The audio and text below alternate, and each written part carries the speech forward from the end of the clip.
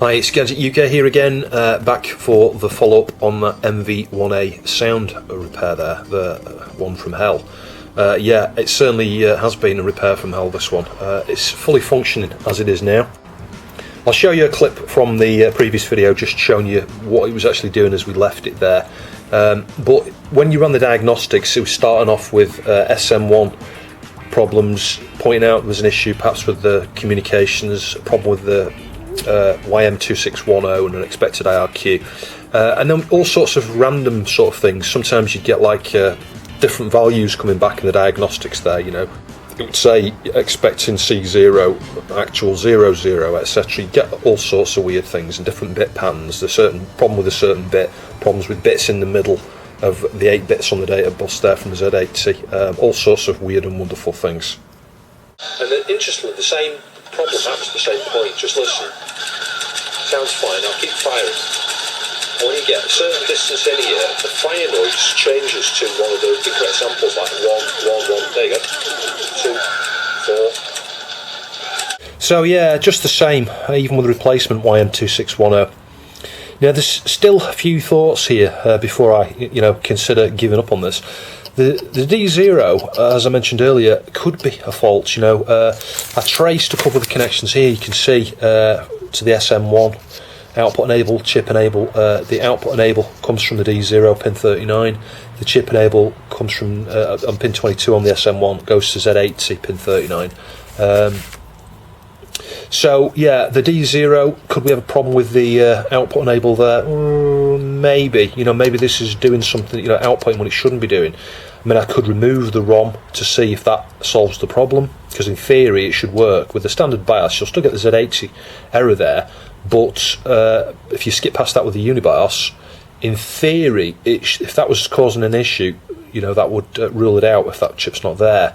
But sidestepping, thinking about the what's going on here, I think we're getting a communications issue between the 68K. The 68K is saying to the Z80, I want you to play specific sounds, set samples, etc., sample at a certain time, and I think it's getting confused. It's missing a bit or something. So I started going down the route of trying to understand the communication channel between the Z80 and the 68000, because they're not directly connected. It's not like this has a direct, data bus connection straight to the Z80. That doesn't happen. But what does happen is normally you've got the C1, I think, in between. Well, there's no C1. Now, this is where you then start to think, okay, what's different on this board? Well, on this board, you've got these buff chips here, you've got these 273s, and some of the stuff's merged with these. That one's primarily the graphics, the GRC.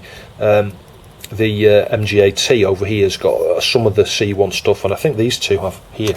I might be wrong about that, it might have nothing to do with C1, but you've got some functionality there as well on these PALs. So I had a look at those. I couldn't really see anything that was Z80 specific, so that left me thinking, okay, well, what else could it be? So coming back to these 273s, they're a flip-flop.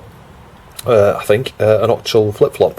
So I thought, well, let's just do some connectivity testing. It looks like it's not related. If you look at the traces, it looks like it's something to do with the input here. I wondered if it was, I don't know, switching access, through these buffer chips here on certain cycles or something like that. But I would imagine that would be a waste of a lot of gates on there, and there's 2 of them. So I thought there must be something more going on here. I wonder if these are used as the register or something to indirectly access the Z80, and I think that's what's going on, because I'll just show you. If I do a connectivity test, let's just take the 4th pin at the top there and go along the Z80 here. Hang on, not making a good connection, I don't think. Hear that? Pin 10 on the Z80, we've got a short. So I looked up the data sheet for the Z80. That happens to be a data bit. Aha, I think we're onto something. I think the communications channel is running through that chip. Maybe this one here, this might be used for something separate, I'm not sure.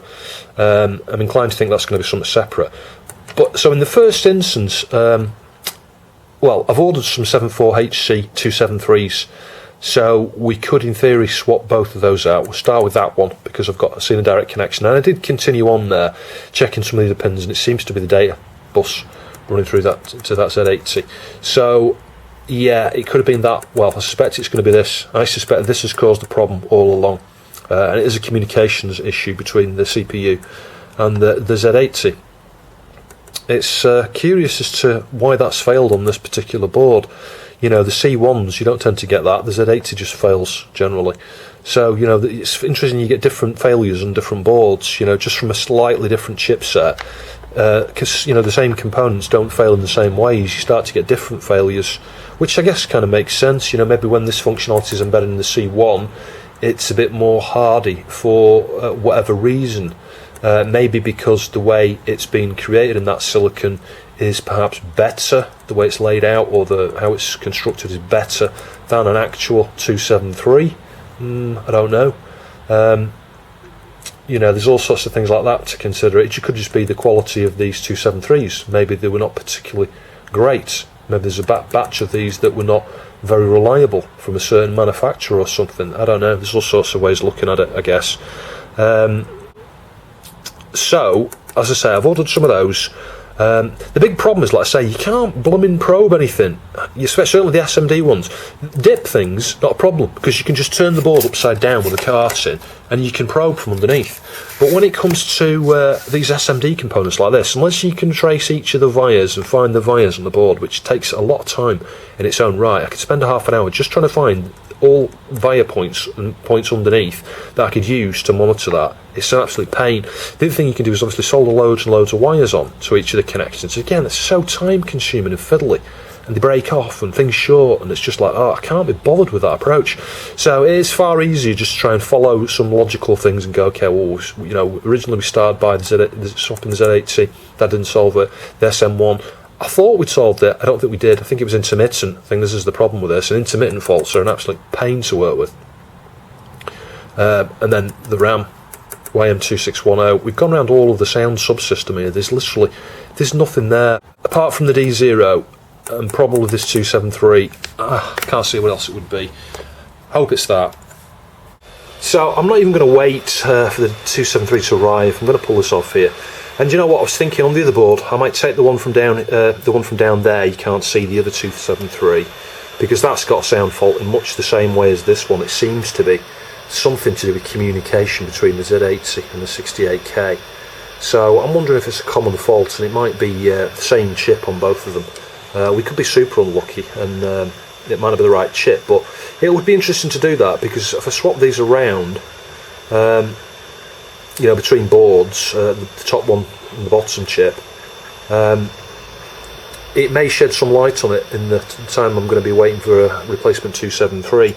But I did check that LS32 when this without a cart, because that's the other thing you can do. You can measure these when there's no carts in, but that doesn't help very much, because obviously things aren't changing states, and certain things are not even being driven. Certain, you know, like chip selects and output enables and things are only enabled at the point that device is utilised within the system. So the sound system is a good example. Maybe it's coming off that already.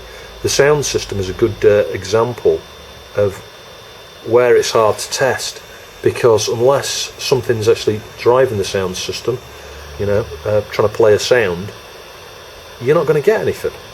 You know, things are not going to be enabled and stuff.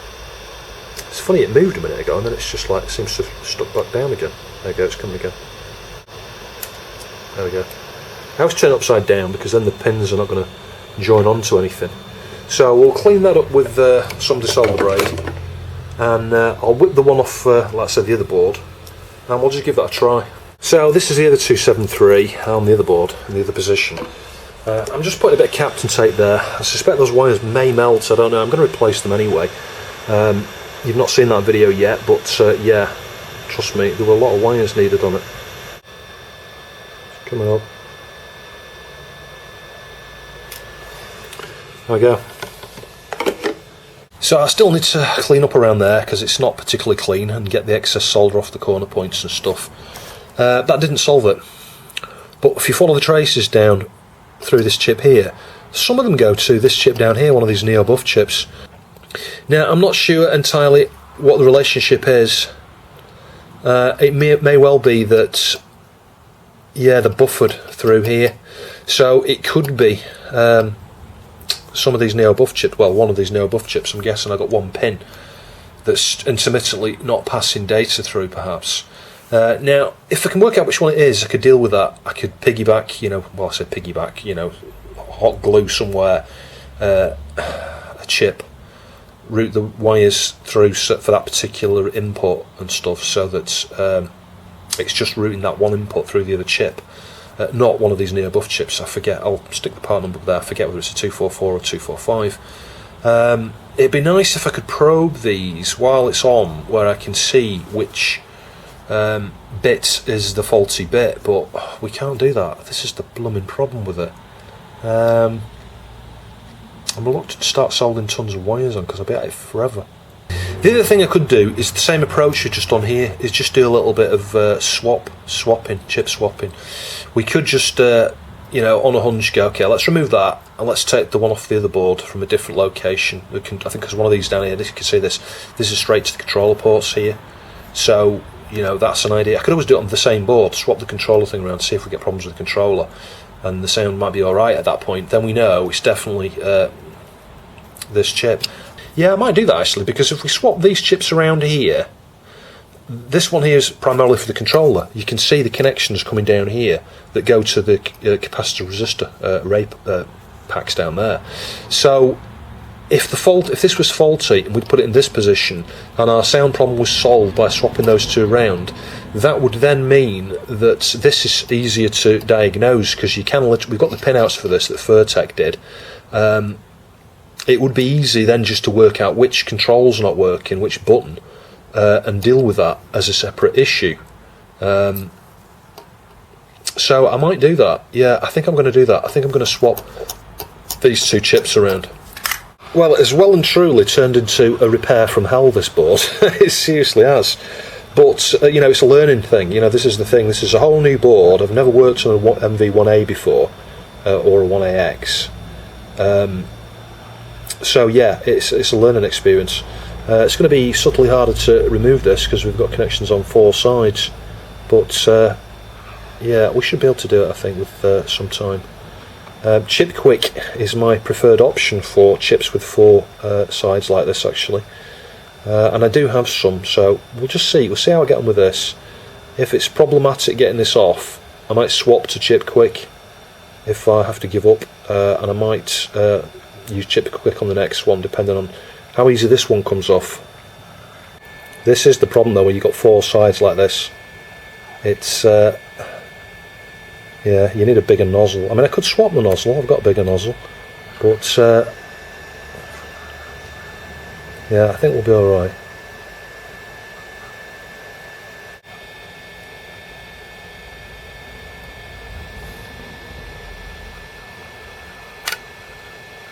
Yeah, there we go.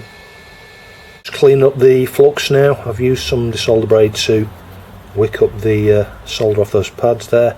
I will need to pay close attention to how straight the pins are, because there's 4 sides and they come off just a little bit uneven, if you like. One side comes up a little bit before some of the others. You tend to need to just very carefully straighten 1 or 2 pins and stuff.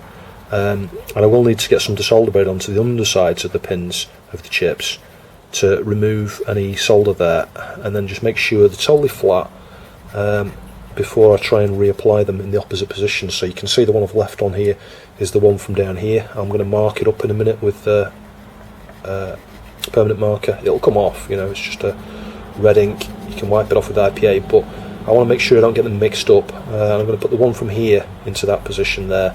Obviously you've got to get them the right way around with respect to pin 1. But yeah, the board's got markings and things on there, shows pin 1, so that's super easy to do. But yeah, we'll go over this with a few cotton buds, and then I'll have a go at sticking the chip back on. Before I do that, I'm going to power this up without either of the chips in, because in theory it should work. We'll get a Z80 error, I think, and the controllers, one of the controller ports won't work. I think some of the buttons, at least across the 2 different ports there, but in theory it should work, I think, if I'm correct. And there we go, powered up. That chip's just loosely sat there, but you can see, got neither chip, and if I show you the screen, crosshatch. So yeah, I think my theory is correct. I think the Z80 comms is going through one of those, and I think the inputs are going through the other 2, actually. Now we can't get any further there because you'll see, can you see the Unibars menus coming up there? That's because we've got an input problem, because one of those Neo-Buf chips is missing.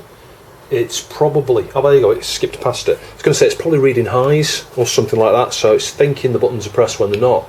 And on the controller, oh we can actually, this controller's working. It might be player 2 that's not working. Ah, some of the buttons aren't working, A's not working. There we go. But I could start it. I've obviously got a Z80 error because there are no comms, we can't go down or up. But yeah, the start button was working. So yeah, I find that very interesting. So that's the one from the controller area. I've removed the solder from underneath with a solder braid, and as you can see, all I'm doing is just trying to just gently push down like that on each side whilst I keep the chip flat, just to make sure they're all as absolutely flat as possible, because like I say, one side may be just ever so slightly bent out of position, but I think you can see from that looks okay. I haven't got any bent pins or anything. And as I say, this is the second one we took off from down here. So this one's going to go in this position. So the pin 1 marking's down there, I think. Yeah, because that's there, 1, 1. Pin 1's here, so that one just wants to go like that there. So we'll tack a couple of diagonally opposite points again, you know, sort of up here, down there, inspect it, make sure it's totally straight. And then just, you know, drag solder, just the same as I've done on the other chips. I'm not even going to show it, I don't think. I might do it when I come down to this one. I could test them one at a time, but bear in mind, without this one here, we're going to have no controller inputs, so we can't get into the Z80 side of things to test it. We may have sound at that point, if that's the fault. I'm suspecting these are not going to be the faults. I think it's going to be something really obscure to do with the selection, maybe even to the D0 that's causing it, but it could be something I'm missing somewhere. So one that's soldered on, this is the one with the Z on it, which came from here. Obviously that's going to come off when the IPA goes on there, but it's just so I don't get them mixed up. So it's in position. I just need to do the same thing, tack a couple of corners. I'll try and do this on camera just so you can see. The idea is to try, you know, get some solder, just try and get onto the edge of the pad there. Try not to touch the actual pin on the chip. See that flow then? And do the same thing up here. Again, try not to touch the pin of the chip at all. There you go, just get it to flow.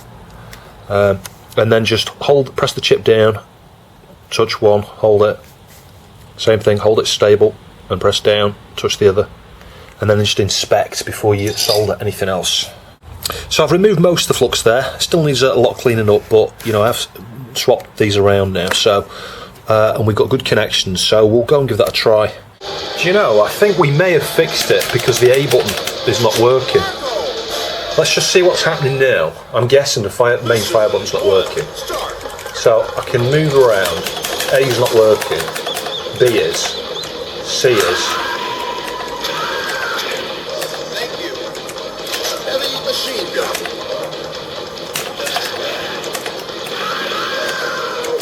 Yeah, I think, and because we can't fire, this is, oh hang on, we can fire. Yeah, it's intermittent, there we go. It's a Neo-Buf fault, that's exactly what it is. Yeah, had I not seen it acting intermittently there, I wouldn't have been able to make sense and understand how, you know, it was working with the Z80, it was a Z80 position there for a period of time, you know, and then it would go off. It would stop working. I'm guessing in a minute it'll start working again.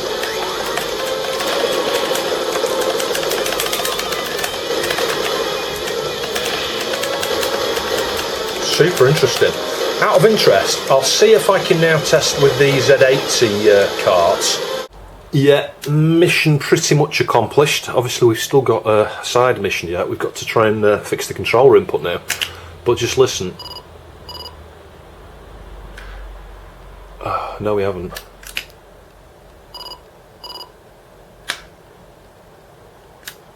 Why are we getting that? I expected 3C.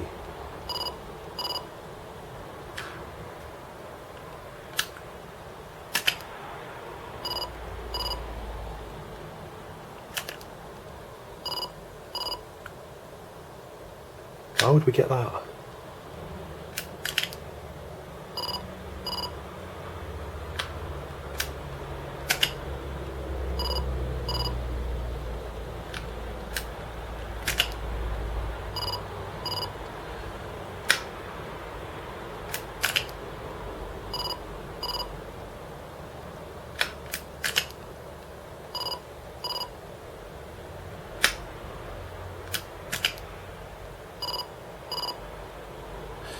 Yeah, I think there's a few issues going on with this. I'm starting to wonder if the Z80 is now the issue, because we do have that input problem after swapping those around, which does suggest that and you can see it passed there, doing the Z80 test there, it passed. And it passed again. It's damn near impossible to get it to pass that. I've never had it pass that all the way through like that. But just occasionally it is still failing with the latch issue. So there are a couple of issues with this board. It's not just one fault. Now I've got some new Z80s on order, so I'm tempted to swap that Z80. The 273 I think we can rule out, because that came from a different area on the spares board actually. I mean, it's not doing it now, it's just passing every single time. Whether or not it remains reliable like this, I've got no idea. But I'm guessing if we go into the controller side of things, which we'll try and do now, I don't know whether I can do it because it requires you to hold all 4 buttons down. Oh, it has done, it's gone in. Let's look at controller test. It's the A button's not working. Oh, what it did then? It's intermittent. So we go down, up, left, right, A. Do you see that? It's like it's sometimes, look, that's A. And it's definitely not the cable, it's not the buttons. Stop working now, look. B, C, D, A.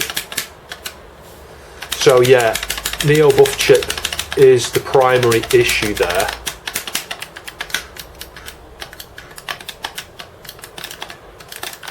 Yeah, A just not working now. Let me just make sure the jammer edge is on correctly.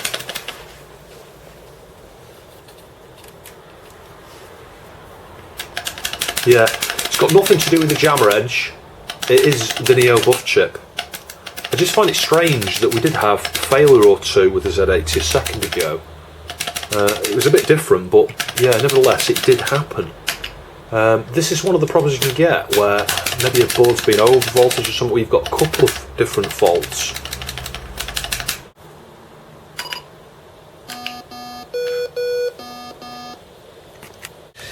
So I think what's going on here is the reason we're intermittently getting some Z80 errors still, even though we've swapped these around and we've got a controller input problem on button A, player 1. We've moved the faulty gate from this chip here down to here, so that gives us a fault on the button A from player 1. Now the issue with that is that the CPU here, the data bus on the CPU is connected to this, these are 245s, 74LS 245s, there's 2 of in there. So the controller inputs that's coming in for say A, it relates to a specific bit on the data bus. The CPU is able to read through here, that particular bit. Now this is probably connected in parallel, I would think, so that the CPU can at various points use this chip to buffer access through to the Z80. So if this chip here is outputting say a high on that bit when it shouldn't be doing for the controller port, maybe even when it's not even enabled, you know, for a period of time after the enable's been switched off or something, it will interfere with the read of this chip, and I think that's what's happening. I think that it's lagging a little bit on that. You know, it sticks when the button works, you don't have an issue. Yeah, you don't have an issue with the Z80. When the button stops working, suddenly you've got an issue with the Z80 again, and straight away you could be confused by that. It's the input here for that button, the output to the data bus, it's remaining high, I think. So when it's trying to read this one, it's getting confused by the button state that's coming through here when it shouldn't be doing. And I think that's what's going on.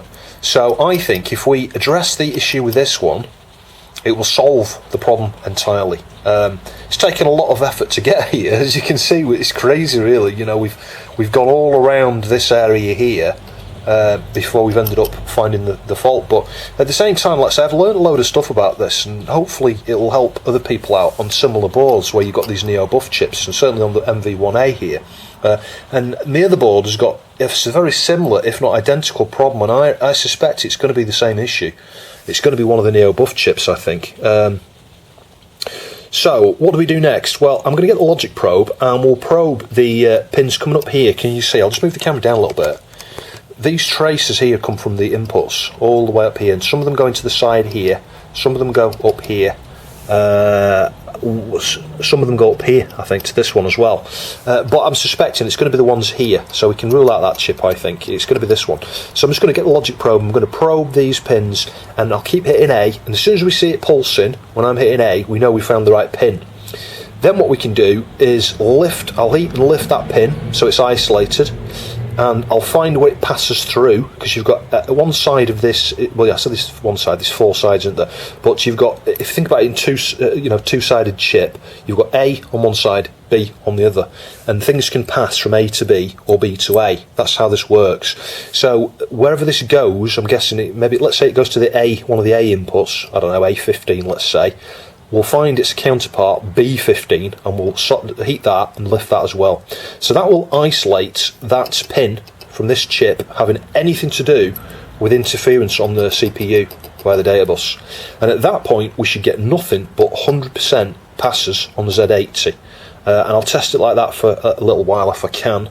Bear in mind, it's hard actually, because you can't hold down A, B, C, D then. We won't have an A button at all. If that works, then I'll get an SMD 74245, 74LS245, or HC245 is better, and mount it on top, and we'll route some wires to those two pins, connect up the two control signals, which I'll show you in the diagram in a minute, the VCC, the ground, and it should all be working 100%. So hopefully you can see this. If I hit A, first pin, nothing. On the second pin, watch this, toggling. So it's the second pin. It's pin 2. So we can now look at the diagram and work out where that goes on the other side. And it'd be interesting to see, because I'm suspecting that we might see a stuck signal on the other side, like a high or a low, that shouldn't be there. Certainly at the point where it stops responding, and I think that's what's clashing, like I say, with this other chip here, because they're both going to be connected to the same data pin on the CPU.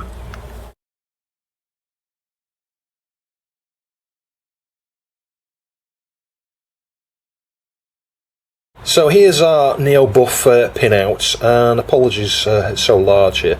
Yeah, so you can see pin 2 there. So it's going in onto the, we're connected to the B4 input there for the, the A button on player 2. So there'll be a counterpart to that, A4, on one of the other sides of the chip. So if we find where that is, you've got A3 there, A4 up here. So pin 35 is the output. So it'd be interesting to probe now pin 35 and see what we're getting when we're hitting that button at various points. But that's the pin I'm going to lift. I'll heat and lift pin 35, and we'll heat and lift pin 2. And that should then mean the Z80 issue should disappear. But, like I say, we're going to have a problem testing that until I fix this here to get the controller working, because I can't press the A button, and the A button is pretty fundamental to selecting, settings there within the test ROM.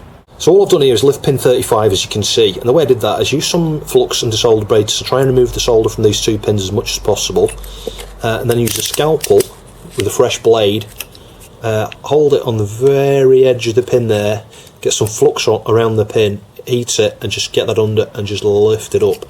Now in theory, once I've completed this and worked out whether that's definitely the fault, this should test it now, detaching that should test it, we can just snip it off. It doesn't need to be there, there's no point even leaving it on, and then we've got access easily to the pad there, which is the point we're interested in actually. The other side we can leave connected on reflection, doesn't matter, it's not doing anything, it's just the input. All it's doing is carrying the input there onto that pin 2. We see the thing toggling state.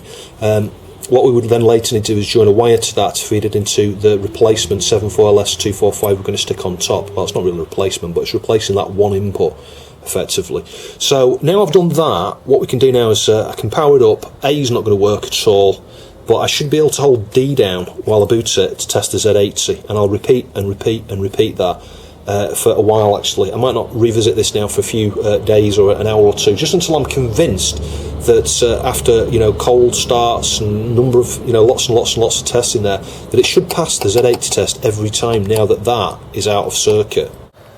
So there's our little mod. I'll tidy it up in a minute because some of the wires are going to need shortening there. It's just a bit crazy how long some of them are. But I just want to get it up and running and prove a point whether it's going to work or not. And if I point you at the screen now, you'll see we've got all tests passed there initially. So I'll get the M1 diag from the Bang Bang busters here and we'll hold down D. So I'll just do that. So you'll see that occasionally when you switch it on you do get this error still. I think we've got a lazy Z80 actually.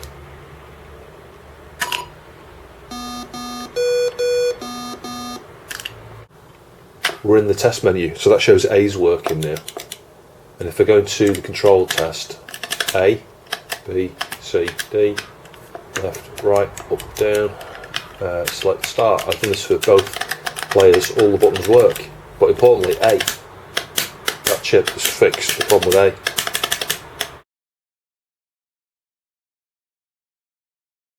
So we've got to hope I haven't damaged the new Neo-Buf chip, well I say new Neo-Buf chip, the one we've moved, because I'll show you some interesting things here you can gain. So we can take that diagnostics feedback we've just had, the D7 versus the C7, I forget which way around they were, I think this was the unexpected one, we've got an extra bit set there. And these are least significant bit to the right, so if you convert C7 and D7 in calculator, that's what you'll get those two streams of bytes there, and the first byte on the right hand side here is the least significant bit, sorry, not the byte, bit, these are bits.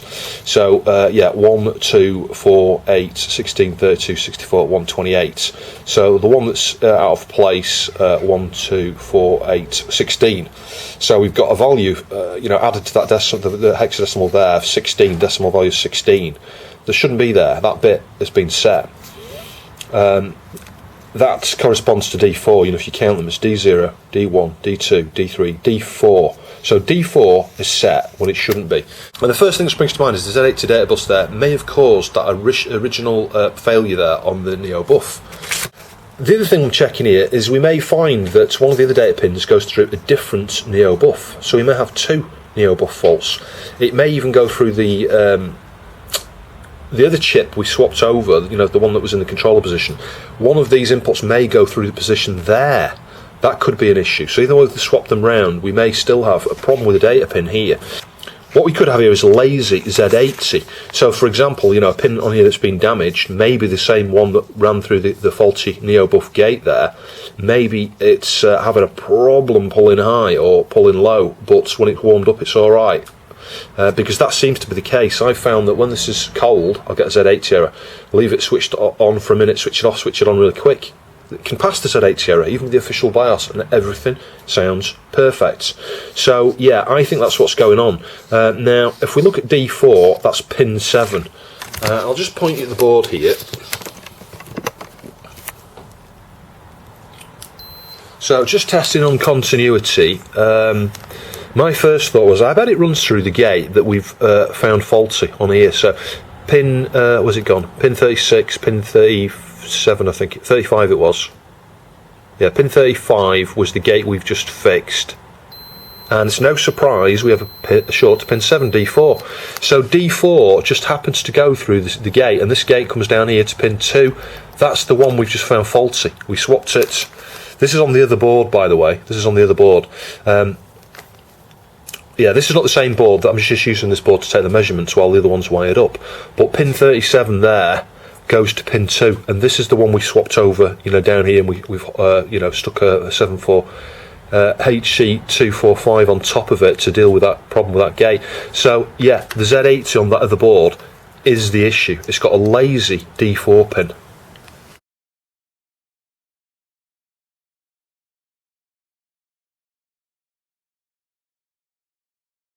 Yeah, and at the moment I can demonstrate that, because if I hold down D now, press select start, you'll see it's now passing the Z80 test. Now it wasn't, when I first powered it on, it wasn't. And I ran it through 3 times and it wasn't working. It was failing every time with the same sort of issues. SM1 latch, then going onto the Z80, C7 versus D7, response there. but holding down D now, every time it passes. We have a lazy Z80. And I think that's what's killed the Neo-Buf chip actually. At some point, or it could be the other way around, it could well be the Neo-Buf chip failed and killed the, well not killed, but weakened the D4 pin on the Z80. So yeah, I think we'll swap out the Z80 and I'll do some extensive testing just to make sure it's resolved. It's certainly from cold, because when it's warm it's alright. But that was also the reason why we were getting the wrong samples on Metal Slug. You know, it worked for a period of time, didn't it? That's the thing. It started okay, you played in for a minute or so into level, and roughly around the same time each time, your shots, you know, your gunshot would suddenly change to 4, 4, 4, 2, 4, 4, and you fall in the water, go starts. That's because that bit was playing up, and when the 68,000 was, you know, sending commands, if you like, over to the Z80 to play those sounds, the Z80 was playing the wrong sounds, you know, because you got a bit missing. That's exactly what was going on. Sorry, I know there's a massive light glare. You don't need to see it. Just trust me, you can hear the normal tones. And it is showing all tests passed. I don't think I can block that. Can you see that there? Yeah, all tests passed. So here's a close look at the rat's nest of wiring here. As I say, I'm going to shorten these, because I can shorten these, make it a little bit tidier and kind of leave it in place. So I think I've got a ground here, which, is that a ground? Yeah, it is. That's where I chose to take the ground from. There is a ground down here on that little wire, but it was too close to the other wire. What I don't want to do, what I was trying to avoid, is soldering pins right next to each other. And for that same reason, when I ran the actual data bit through this chip here, I didn't go with the first bit like A0, I went for like A2 or something, which is a couple of pins down from the VCC rails and the selection signals, because there's two selection signals. You've got your output enable and there's a direction pin. And I'll show you those in a sec, but that's all it is. We've got like five wires, I think, on there. So the original, you know, the output of this chip is going to where the Neo-Buf was originally connected to, down here, pin 35 I think it is, and pin 35 on the chip itself is actually lifted. You might just be able to see it there, there's a bit of solder on it, it's lifted and bent at a slight angle. May as well cut that pin off, because that is actually faulty. But I can tidy that up and I'll show you the result once I've done it. But all we've done here, if you remember, it was the B4, it was A4 and B4, so pin 2, you know, that was where it was on one side we had a connection, and A4 on the other, pin 35. So that was the gate that was faulty, you know, the connection that was faulty on this particular Neo-Buf chip. So all we needed to do is connect up, you know, a VCC and ground, and there's a few grounds and a few VCCs all the way around, so that's super easy to do with your chip that's on top there. And you'll notice that you've got output enable lower, active low, and direction lower, and also direction higher, high, and output enable high. So you'd be wondering, well, what's going on here? Why have we got two? You know, because 74HC245's only got one. It's got an output enable and direction pin, and it's just because SNK have merged two of those chips together in the same package here.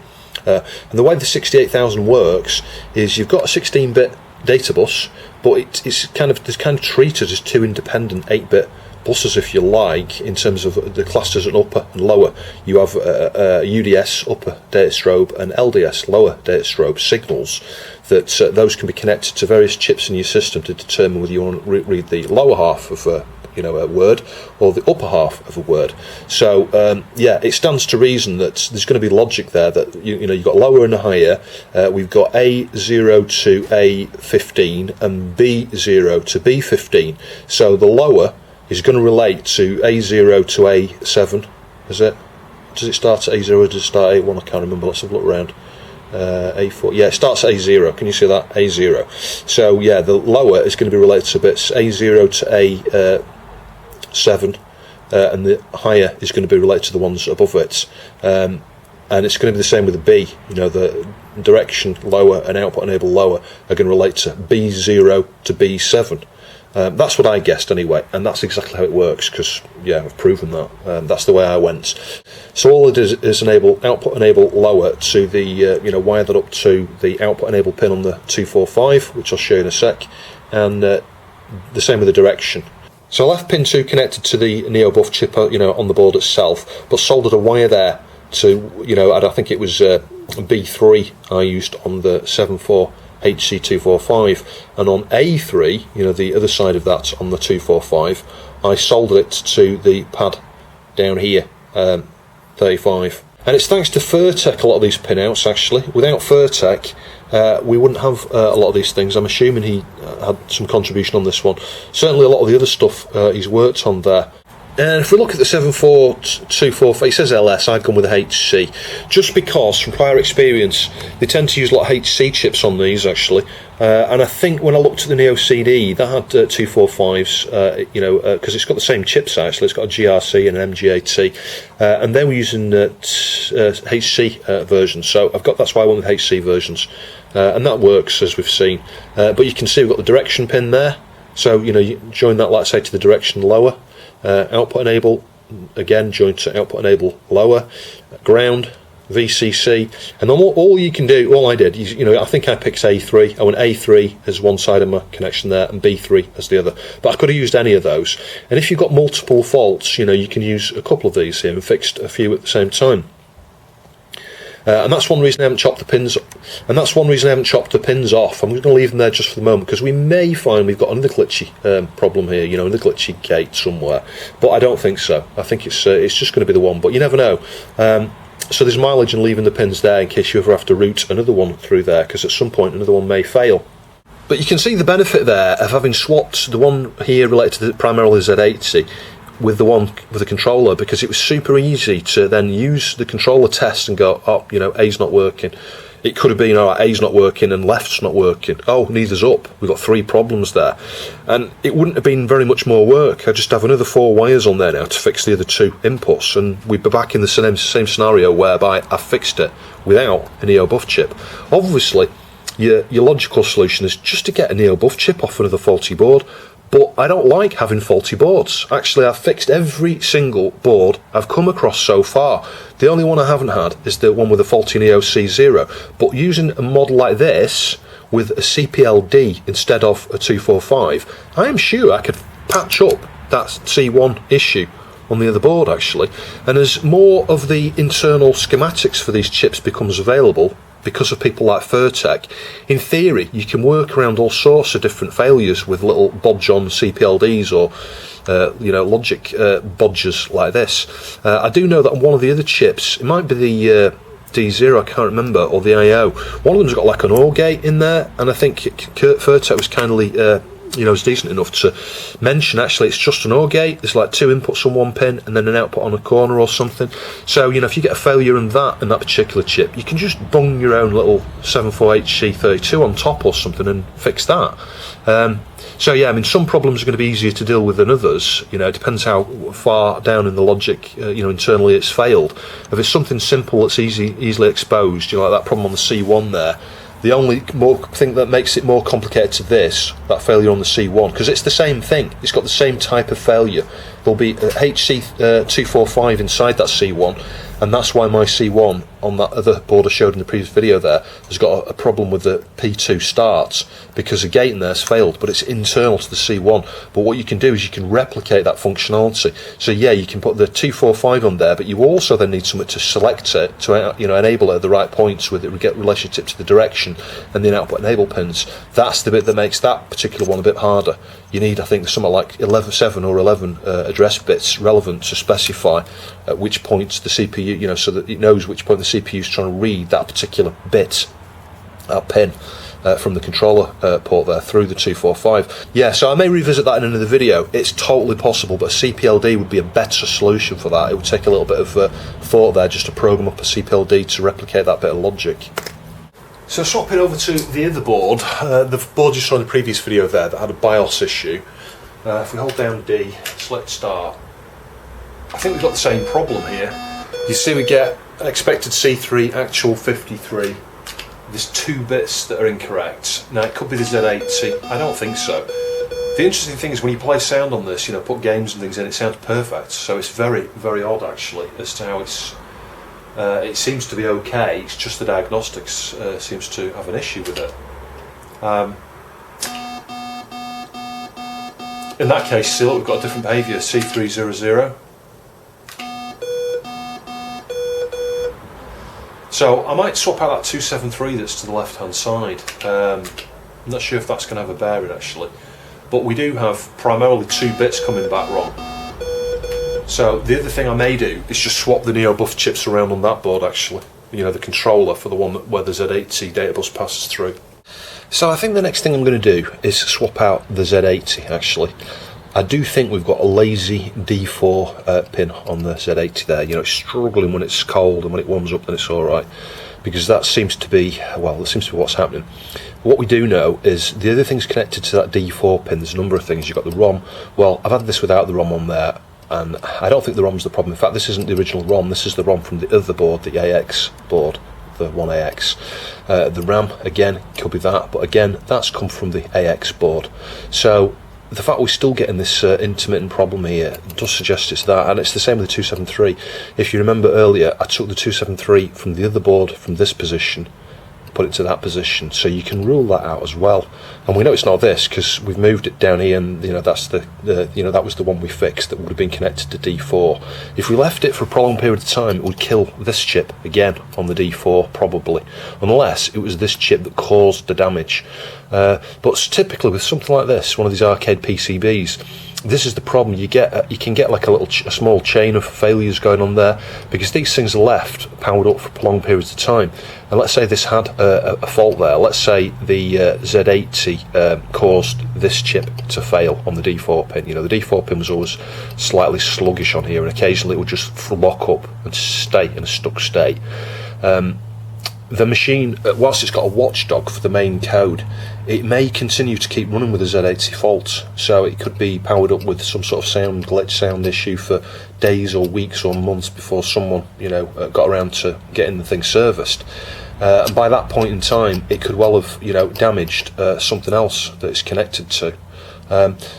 So, and I do think this has got the original chip back on. I think I swapped it over. We tried the one, that Game Gear one, that was faulty.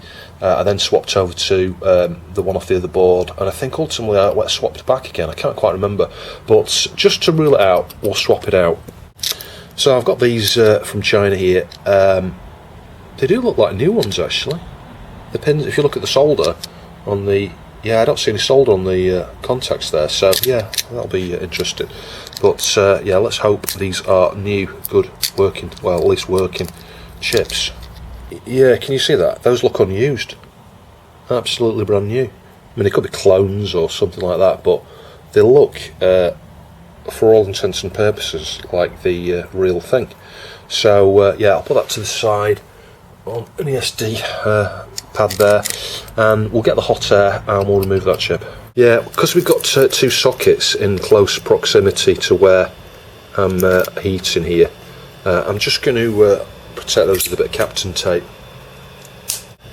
I really should use something to cut this Captain tape down. It would mean that I wouldn't be wasting quite as much, but yeah, I just want to just protect the socket edges there, because they will melt.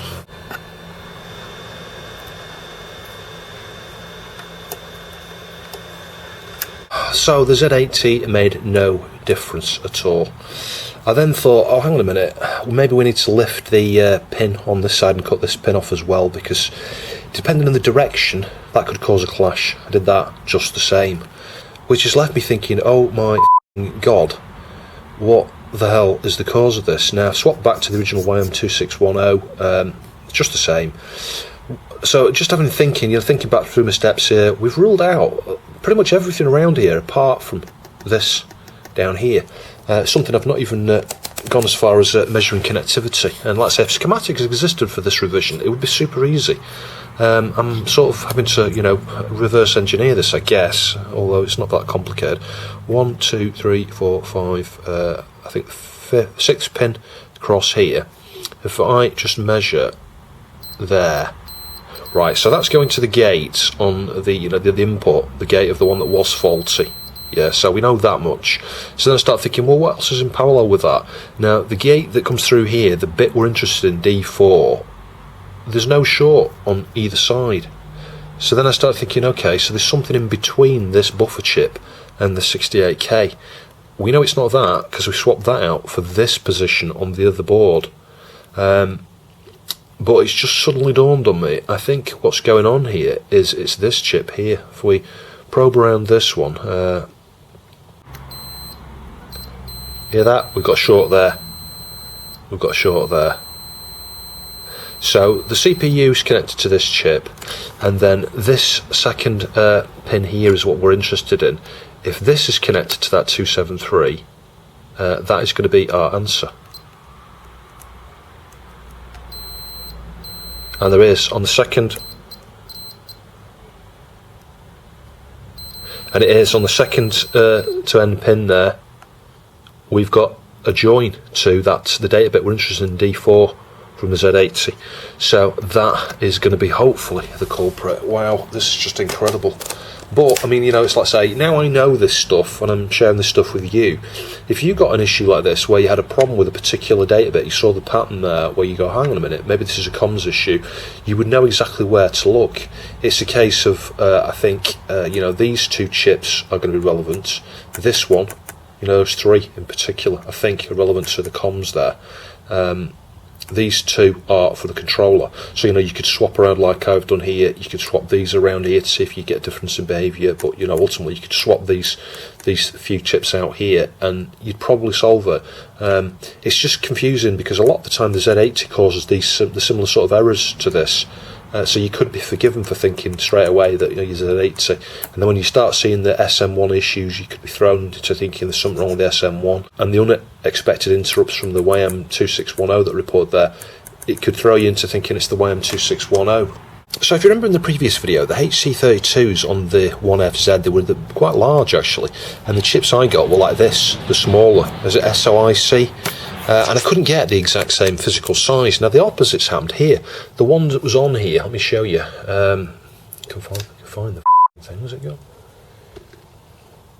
Yeah, and the opposite's true of this board actually. Look at this. This is the one that came off. It looks like it's an SOIC. And what I thought was SOIC, which I ordered, is larger. So all I've done is just at the point where the pin bends flat, just trim them all off. So they look, let's see if I can show you. They look super tidy. Yeah, can you see that? All I've done is just trim the flat parts off. So you've still got the angled parts there. And as you can see, that will fit absolutely perfectly. If you get that in just the right spot, you've got a little bit of clearance at the top and bottom to solder onto. So I'll get some flux on there and we'll fit that. But yeah, it's not really the right part. I think you need the SOIC size for that component.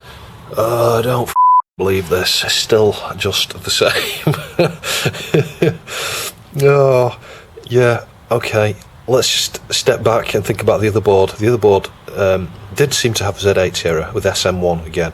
This has made a difference actually. We're not getting the SM1 latch issue. We're just now getting the crazy thing where we're getting some like bits in the middle that shouldn't be there out of the 8 bits. It's bizarre. So I thought, okay, let's just check this one. And lo and behold, on one of the pins up here, we've got a connection to D4 again. So it seems like the data bits go through on both of these chips actually. Now this one did come from the other board. You know what I said about the one with the other one had I think a suspected Z80 fault as well. So it looks like both of these have failed actually, as well as the Neo-Buf. Z80 was okay. So yeah, it would appear that that strip there is what you want to focus on if you're getting a comms issue on these boards. So we'll swap that one. If that doesn't work, I am running out of ideas. The only thing I can think is something else, one of the custom chips or something might be connected to D4 on the, I doubt it. It's like, why would you have that? These are just going to be to have a communication channel between the two, unless it's a timing thing with one of the signals that controls one of these chips. I think they're just flip-flops, aren't they? So maybe it's an input from somewhere else that's causing this. But these are the problems you can run into on a board this complex, especially when you've not got schematics. Schematics could have really helped me out big time with this.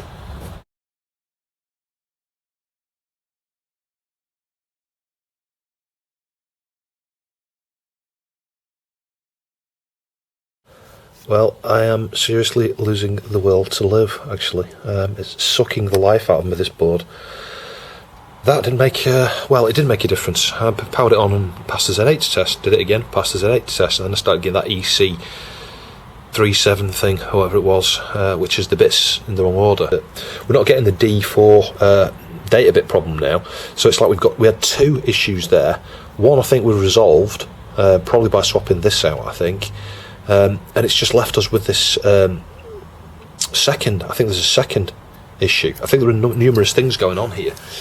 If you're not able to communicate with the Z80 from the 68K, it's going to get the wrong instructions, so then you're going to start getting the wrong responses back, and something was intermittent. I think the Neo-Buf chip was intermittent, so that's why initially we were getting all sorts of weird random things coming back. It wasn't consistent values, you know, the expected versus the actual each time, and then we made a step progress there, and we started to see two different things. We saw a problem with D4, you know, that bit being stuck, but then a problem with 4 bits in the middle of the 8 bits there that shouldn't be there, and the other bit's not set, which seemed to suggest something else, like maybe it was receiving a command but responding with some other type of error. So yeah, so where does that leave us? Well, this Neo-Buf chip, has that got anything to do with the data connections through there? Maybe we've got a fault on this one like we had on the one that was here, but this does seem, the connections here seem primarily for the controller down here, but you never know, maybe there's a few bits going through this side here, so I'm not ruling that out. We may have to do a similar thing with that chip that we've done to this one. I'm wondering, I've checked this LS32 here, it's just an OR gate, and it looks okay, but it's another one of these where it's okay in the sense that, you know, for some of the static inputs that I'm measuring when I check on the probe, it's correct, but we haven't seen the inverse logic when things are switched the other way. So maybe that LS32's been a big factor in the cause of some of these problems here. I might just swap that out anyway, I think, just to rule it out. Well, we'll check it first, we'll see where it's connected. If it's got nothing to do with the circuit around here, there's no connectivity to these 273s or the Z80, I'll forget about it. But if there is a connection there, you know, that's a relationship, it would suggest that that's perhaps the final piece of the puzzle. But it could be one of the signals coming from somewhere else. It could still be the D0. Yeah, I'm chasing my tail, I think. I think there's a bug in the Diagnostics BIOS there that relates to an MV-1A. Post down below if you've got an MV-1A and if you've run that diagnostics on it with a Z80, because previously this was given a Z80 error. Now after I swapped those 273s and dealt with the D4 connection on the Z80, that stopped the Z80 errors. You can see I can switch it off and on as many times as I want, cold or... oh god.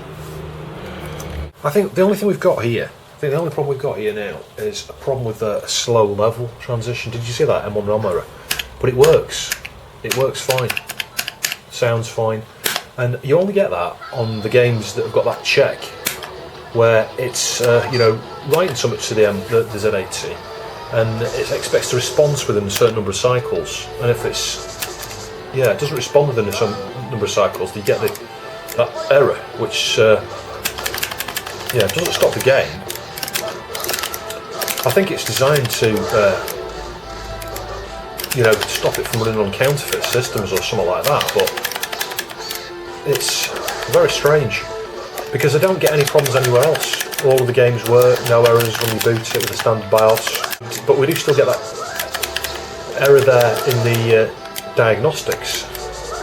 Yeah, so you got that same check there, but I bet we've got sound.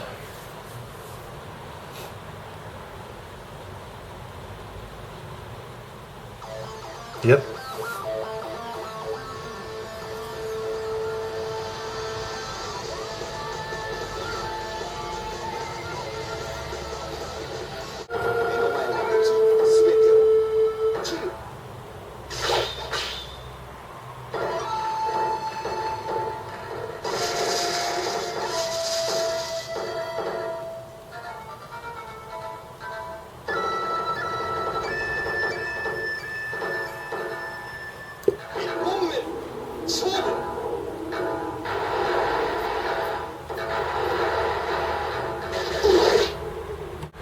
Well, it seriously never ends, this repair. Let me show you what's going on now. Select start. It was working right for a period of time. You can see we're now getting a C343. So we're losing the uppermost bit on the communications between the Z80 and the 68K. Now that's one of the chips that moved from the controller, so maybe we had a fault on the controller there that I never noticed. I didn't, because I'll be honest, I never really tested it. I just loaded a game, it seemed to work, but we had no sound. So it looks like I need another 245 on top of the other Neo-Buf chip. Now there is a Neo-Buf chip on this board that you can completely bypass. I think it's in the G11 spot. I'll show you that in a sec. Now I could take one of these Neo-Buf chips off the other board, but I might just have a go and just see if we can deal with this one input here and see if that solves it. It would explain why we were still getting some strange behaviour, because if that pin was acting intermittently, when the 68K is communicating with the Z80, it's going to be getting the wrong instructions, so it's going to be returning the wrong things. So that might be the final piece of the puzzle here. How many times have I said that throughout this video? But yeah, it may well be. I mean, I just swapped out the Z80 just to rule it out with another new Z80. I swapped the SM1 round again, same thing, exactly the same thing, so something definitely is going on here, and it is pointing towards the upper bit there on the communication channel. So rather than piggyback here, I've removed it for the moment, and I've taken the one off the other position on the other board, near the back there, near one of the connectors. So I'll clean the underneath the contacts up there with some desolder braid, and we'll get that one on. What I will say is these boards are super resilient. It's amazing how much work I've actually done to this board in this area here.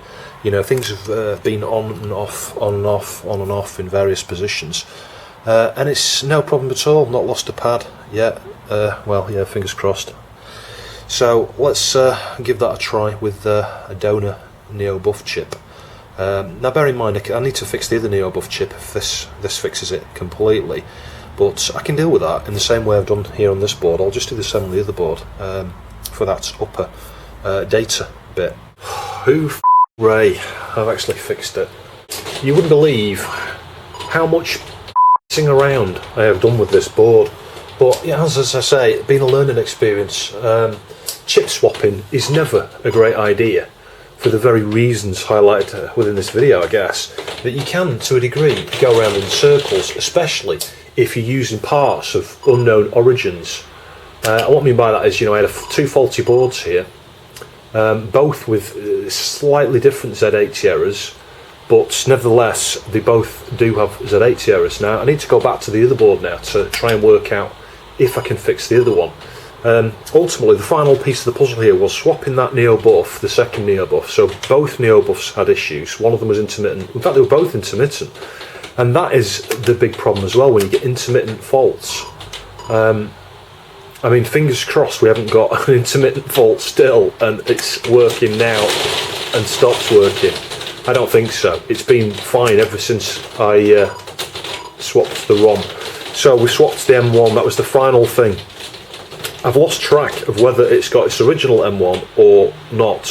So I can look back at the videos I've taken here, see which M1 was on there, because I'm lucky because it's got a crooked label, the one that's on there now. But it's passing every single time, every single test.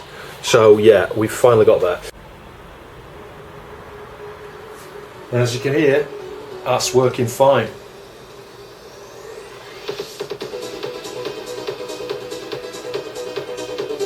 Just stick a credit in.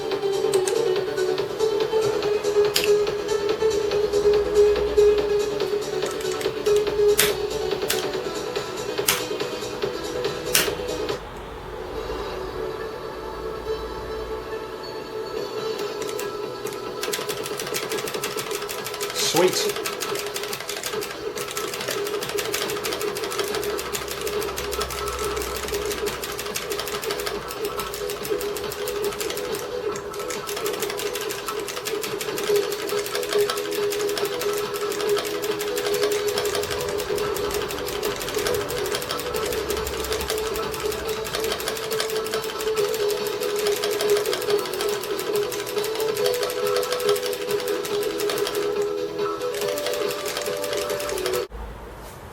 So let's give that a try. Just turn it down a touch, because that's well too low. Just just so you can see that it's not doing the 222 111 whatever it was doing. Mission 1, start.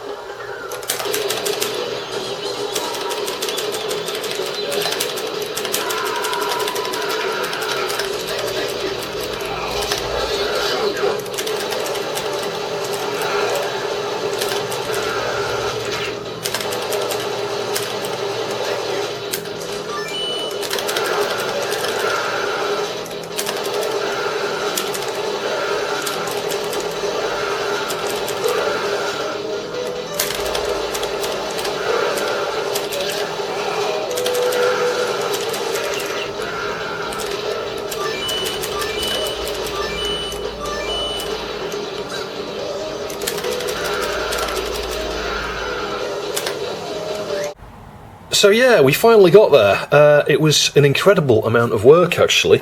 Worse than that BBC in many ways. One thing I don't like, is doing chip swaps. Chip swaps, as I've mentioned a number of times throughout this video, it can help you, but that's only if you know the state of the chips that you're using. So I was primarily using that 1AX. This is the MV-1A. The other board is the 1AX. Yeah, I've fixed that one as well now, totally. So that'll be the following video. But yeah, this is one of the reasons why I always like to try and understand what's wrong with the board if I'm going to use it as spares. But as I said in the previous video, you end up then in a situation where once you know the fault, you can actually then fix it. But it just goes to show that where there's a will, there's a way. I've fixed every single one of these MVS boards I've looked at so far, and I'm quite shocked actually I managed to get this one working. You can see this one's currently missing an SM1. That's part of the next video. I'm not going to tell you why, but you'll see in the next video why we've got that missing. So other things to point out, that chip there, I used one of those little double-sided pads to hold it on, so it's not quite straight actually, I didn't stick it down very well, but it'll do the job. And you can see, I did, I can't remember whether I updated you, but I did trim the wires down there, just to optimise that, to make it look a bit tidier.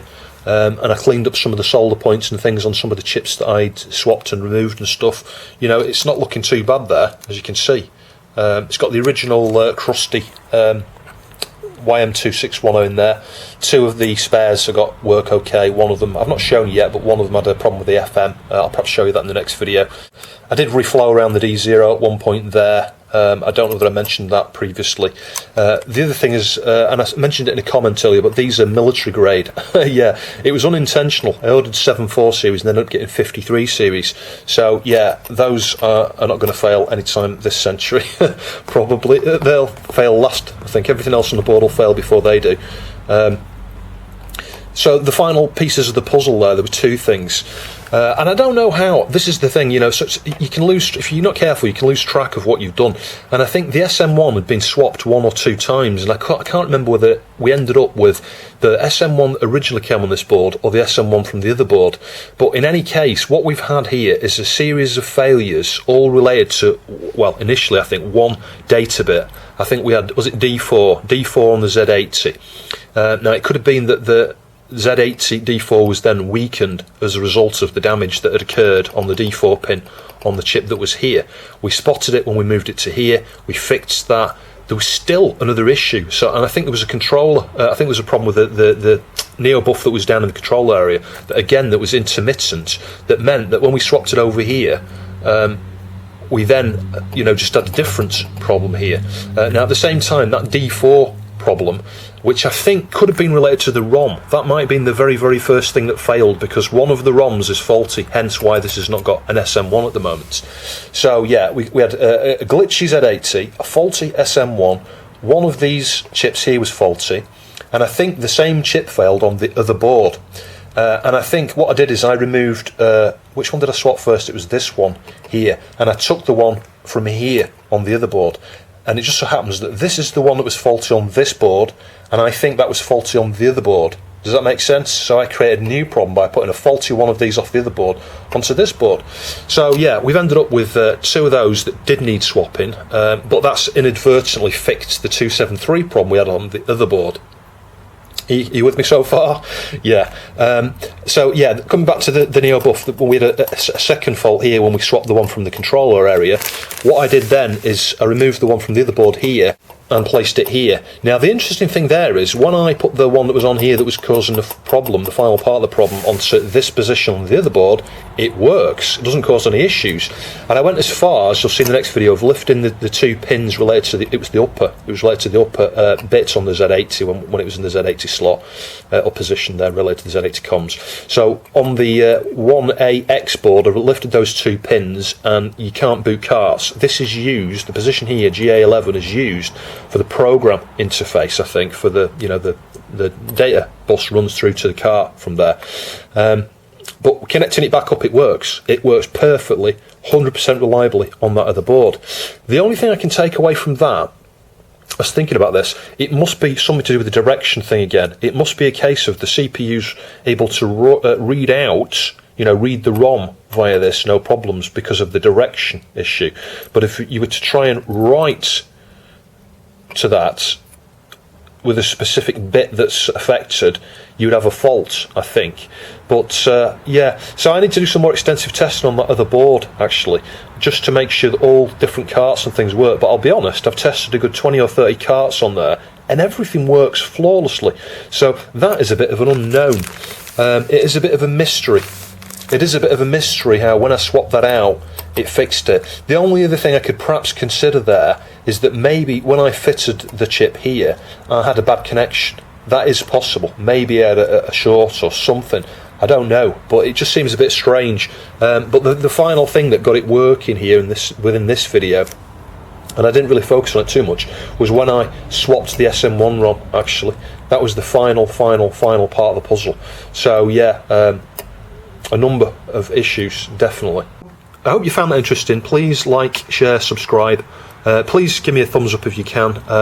It always surprises me because I've got just over 10,000 subscribers now, and I get like 1,000 views on a typical video. It's like 90% of my viewers don't want to watch specific things, and I think there's a reason for that. I think, well, yeah, apart from my video's been awful, I think it's a case of people only want to see what they want to see. So some people subscribe for C64, some for PC Engine, some for neo-geo, some for something else. Because I'm a jack of all trades, I guess, it means that nobody's particularly interested in everything I do. Every thumbs up does actually help, and it motivates me to do another video. I have been in a position for the last week or two where I'm seriously thinking about not doing videos again, because when I look at how long it takes to do something like this, and it's the sharing it, if I just worked my way through this and just fixed it, it would be half as long, if less, maybe a bit less than half as long, for me to have just fixed it myself. And that's the dilemma. I am in a position where I'm starting to question my use of my time doing these videos. So yeah, every bit of support does help, actually. Anyway, thanks very much for watching, and I'll catch you in the next one.